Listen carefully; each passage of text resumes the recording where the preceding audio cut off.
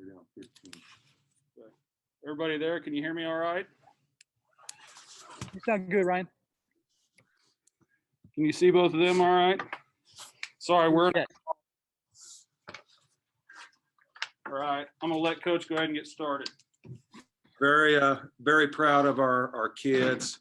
I didn't think we played really bad the first half, to be honest. But, you know, I think that was attributed a little bit to 16 days off. But we've got a lot of high character kids, including the young lady to my right. And that's why you keep playing and you never quit, no matter how bad it looks. Just tremendous effort. We had 5 people in double figures. From halfway through the fourth, we made some adjustments defensively and did a better job of getting in gaps. You know, the 5 kids in double figures, Taylon Collins, Lowe, Mac had 20 and 16, and Jamie had 2 at halftime and finished with 28. That was an unbelievable performance in the second half. But believe in these kids. There was no quit to them. Everybody stayed positive. We know what we're capable of, and that was one heck of a comeback and a big win for our program.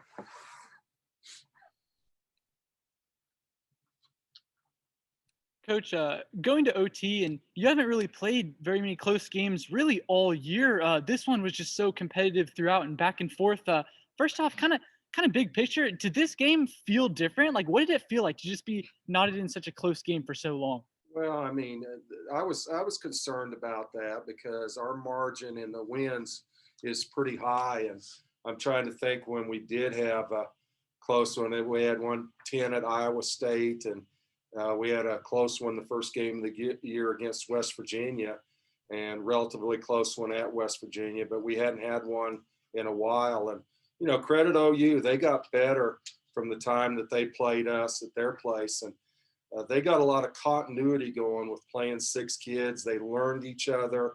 They make nice cuts. They make nice adjustments. And they're hard to guard for us because they play 5 guards. But our kids hung in there and didn't get down. And this is a big lesson for not only us, but, you know, just the way you approach things in life, that you never give up and you keep grinding and staying after it. I think our shape really benefited us in the second half, and especially in the overtime. And we kept pushing the ball and making good decisions. And we went with the lineup that we had 3 bigs in there at once. You know, Cassie DeLapp was unbelievable tonight. Every phase of the game, she was really, really good. And Coach, before I ask a couple questions of Jamie, I'll just ask you, what do you think was the turning point of today's game? Well, we had to get our second win. We haven't played in 2 weeks, and I think that played a factor because everyone else has been playing. And Jamie, it's no secret that you've been shooting kind of the living daylights out of the ball this whole season. But in the first half, that was certainly really not the case at all. Was it hard to see so many shots just keep lipping out and spinning out and, you know, keep fighting and not lose your focus or determination? Yeah, I just knew that I just had to get my legs up under me more and not to get down on myself. The old me would have, and I have a different mindset this year. And I'm curious, I saw at one point in the game, it was over on my end of the court. It was in the first half, and I don't think you'd made a bucket yet, and you went to the free throw line and didn't make either free throw, and you looked really frustrated. But I feel like after that point, you started playing a lot better. Do you remember that moment? Do you remember what you were thinking kind of then? Yeah, once I hit that first shot in the first half, I went to the locker room and said I just needed one to go in, and then it was over with from there. That's awesome. And what was it like getting lifted up on the shoulders of all your teammates after the game? What was that moment like for you? I was scared because I'm afraid of heights, so I was scared that they were going to drop me. All right. Well, thank you very much, guys. I drove up all the way to Kansas City and got quite an entertaining game. Well, thanks for coming, buddy. Of course. Hey, you know, Coach, or maybe Jamie, you can maybe speak to this, either one of you. What kind of effect did it have on the whole team for the Big 12's leading three-point shooter in you, Jamie, to have such a rough first half? I mean, they just kept telling me to keep my head up and keep shooting it. that plays a part.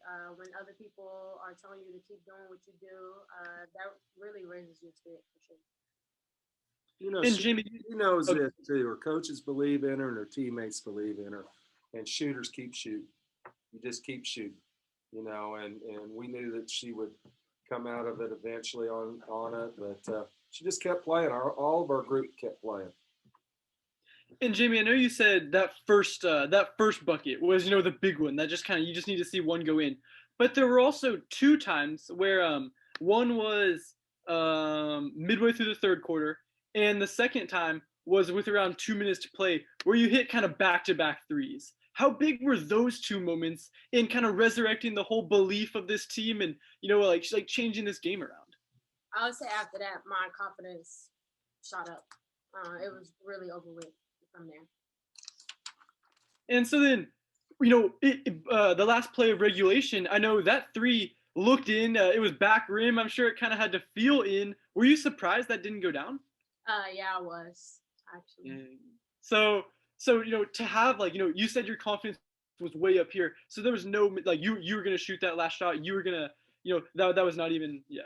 We designed her for her to shoot it, and she had a good look, and she made a good attempt at it. Didn't go in, and then you just come back and you play the overtime. Mm-hmm. Thanks, guys. Hey, Coach. This is the question more directed toward you.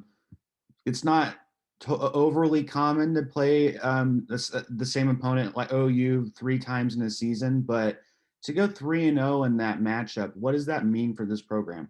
Well, it means a lot because we've always stressed that Bedlam is a different game.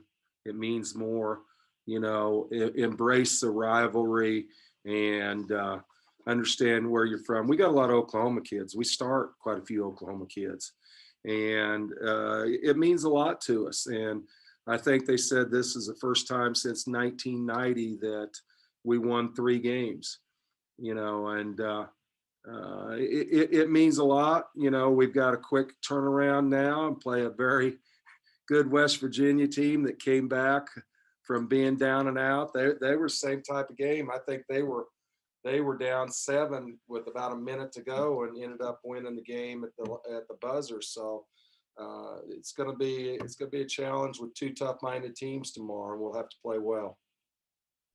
So I've heard the phrase "it's hard to beat the same team 3 times." Is there something specific about the third time you play a team and you have to beat them a third time that kind of stands out to you? Well, I absolutely hate that statement because I think if you're good enough to beat them twice, you're good enough to beat them the third time.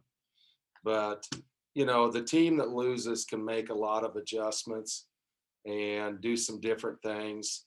Last time we played them at home, we didn't do much wrong. We were really, really good and shot it really good. So, I knew we were in for a battle today. The way they've played since they left our place, they've been on a roll and they've been playing really good. So I knew we had a battle on our hands.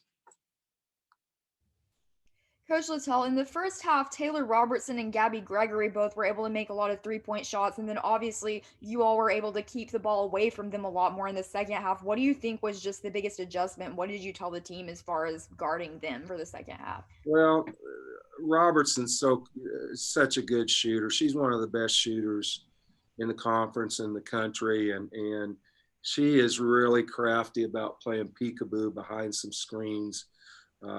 So we lost her at times, and Maddie Williams was a handful for us. We did a better job of getting off in gaps and bringing help in the last 4 minutes of regulation and the overtime. And I probably waited too long to do that because we needed to make somebody else beat us. But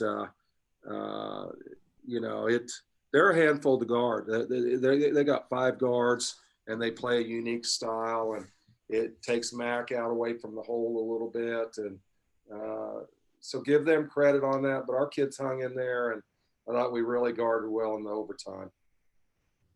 Jamie, I heard you on the TV telecast saying that part of your mindset for that second half was thinking how Cade Cunningham starts out a little slower in the first half and then comes back in the second half. But I want Cade to be able to take some inspiration from you too. So what mentality do you think, what's the biggest thing that you think you learned that you can kind of take into the West Virginia game and the rest of the tournament?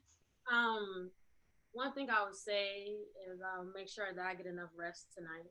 I would say that's the only thing. I was just a little winded this game, and everything else was fine. As long as I go get some rest, then everything should be fine. Thank you. Anything else? All right, thank you all. Thank you. Thank you.